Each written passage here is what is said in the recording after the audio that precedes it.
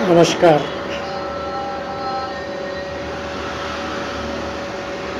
आज हम आपको स्त्रियों से संबंधित सामान्य रूप से रजोनिवृत्ति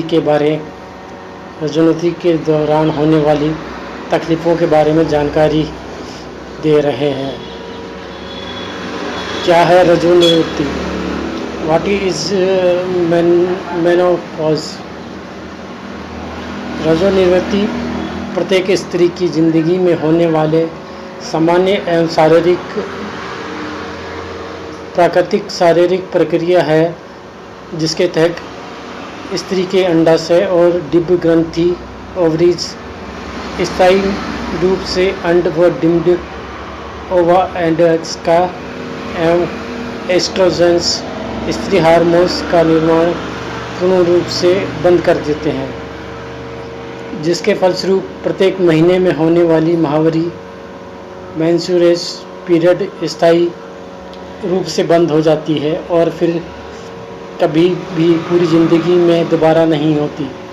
सामान्य रूप से रजोनिवृत्ति 45 से 50 वर्ष की उम्र के बीच में होती है। रजोनिवृत्ति की सामान्य प्रक्रिया में माहवारी नियमित बनी रहती है जब तक कि अंतिम माहवारी आती है। ऐसी प्रक्रिया में स्त्री को कोई तकलीफ नहीं होती एवं इसको माहवारी बंद हो जाने पर ही मालूम पड़ता है इसको रजोनिवृत्ति हो चुकी है, किंतु ऐसा बहुत ही कम स्त्रियों के साथ होता है। लगभग 15% महिलाओं को रजोनिवृत्ति के दौरान कोई तकलीफ नहीं होती। ज़्यादातर महिला को बहुत थोड़ी सामान्य सी तकलीफ़ें होती हैं, किंतु लगभग 25% महिलाओं को इस दौरान बहुत तकलीफ़ें होती हैं, जो कि उन महिलाओं के स्वास्थ्य को बुरी तरह प्रभावित करती है। रजोनिवृत्ति की पूरी प्रक्रिया जटिल व बड़ी अनिश्चित होती है। कभी कभी माहवारी अनियमित हो जाती है, यानी एक महीने माहवारी हुई, फिर आगे 1-2 महीने के लिए गायब हो जाती है, फिर पुनः हो जाती है। यह सिलसिला जब तक चलता है जब तक रजोनिवृत्ति की रूप में आखिरी माहवारी न हो जाए। कभी कभी माहवारी का चक्र लंबा हो जाता है और कभी बहुत ही छोटा हो जाता है। कभी रक्तस्राव बहुत ज़्यादा होने लगता है और कभी रक्तस्राव बहुत ही कम अथवा नहीं के बराबर होता है। रजोनिवृत्ति के संबंधित प्रथम लक्षण या बदलाव से लेकर पूर्ण रजोनिवृत्ति होने तक समय काल को मीनोपॉज़ल ट्रांजिशंस कहा जाता है, इसे जो औसतन 4 वर्ष का होता है। रजोनिवृत्ति अप्राकृतिक एवं कृत्रिम भी हो सकती है। यदि किसी महिला के दोनों अंडाशय निकाल दिए गए हों या किसी बीमारी की वजह से पूर्ण रूप से खराब हो जाए, तो उस महिला को रजोनिवृत्ति हो जाएगी।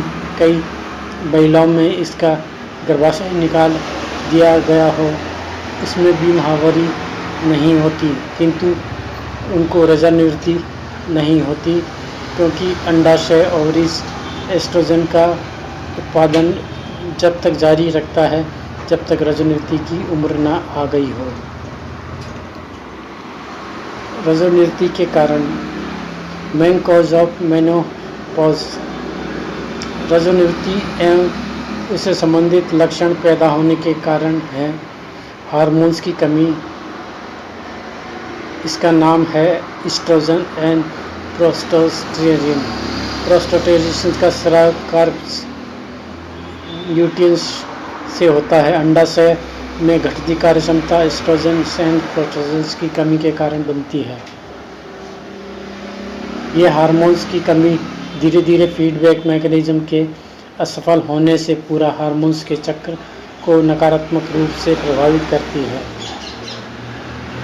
अंडाशय की घटती क्रिस्टल के पीछे कारण होते हैं गोनेडोट्रांसमिन्स की निम्न क्रिस्टलीयता और फल्स की की घटती संख्या जो अंड उत्सर्जन के लिए आवश्यक है।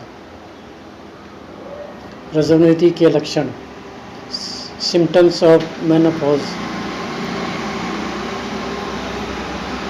लक्षणों में हम आसानी से दो भाग में बांट सकते हैं। एक शारीरिक लक्षण, सबसे प्रमुख लक्षण अचानक पूरे शरीर में गर्मी का एहसास होता है। ऐसा लगता है कि मानो शरीर में आग सी लग रही है और उसके बाद कुछ समय बाद अचानक ठंडा पसीना पूरे शरीर में आने लगता है। ऐसे ठंडे गर्म के चक्र दिन रात में कई बार होते हैं। और इसके अलावा अन्य लक्षण सिर दर्द, धड़कनों का बढ़ जाना, त्वचा पर दाने निकल आना, जननांगों और योनि में सूखापन, सहवास के दौरान दर्द होना, यौनाच्छा का कम होना एवं मूत्र रोकने की क्षमता में कमी की वजह से बार बार मूत्र की इच्छा होना। मानसिक लक्षण, मुख्य लक्षण होते हैं तनाव, चिड़चिड़ापन, अनिद्रा, बार बार रोने का मन होना, घबराहट, अवसाद, याददाश्त की कमी, भ्रमित सा रहना, मानसिक शक्ति एवं चित्त की एकाग्रता की कमी महसूस होना, खुद में विश्वास की कमी। ट्रीटमेंट ऑफ मेनोपॉज, इस प्रकार की रोगियों का आधुनिक चिकित्सा पद्धति में हार्मोन रिप्लेसमेंट थेरेपी HRT द्वारा उपचार किया जाता है। किंतु इस थेरेपी के कई दुष्प्रभाव भी होते हैं जो कि नुकसानदायक भी हो सकते हैं। अन्य बीमारियों की तरह होम्योपैथी में रजोनिटी से संबंधित तकलीफों का उपचार भी बेहतर, सफल, तत्काल, प्रभावी और दुष्प्रभाव रहित होता है।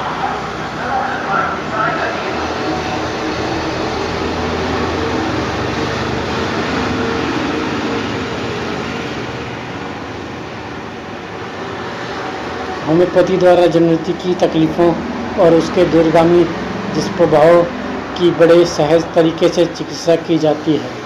रजोनिटी के समय होने वाली तकलीफों में यदि संभव है तो चिकित्सक को रोगी की ही चिकित्सा करनी चाहिए। तकलीफें तो स्वयं ही और तत्काल रूप से दूर हो जाएंगी।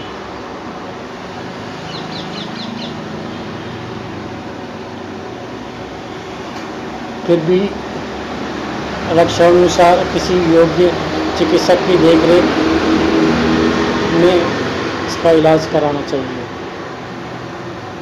इसके अतिरिक्त स्त्री को खान-पान पर ध्यान देना, आहार, आराम व व्यायाम आवश्यक है। साथ ही तनाव से भी बचना चाहिए। धन्यवाद।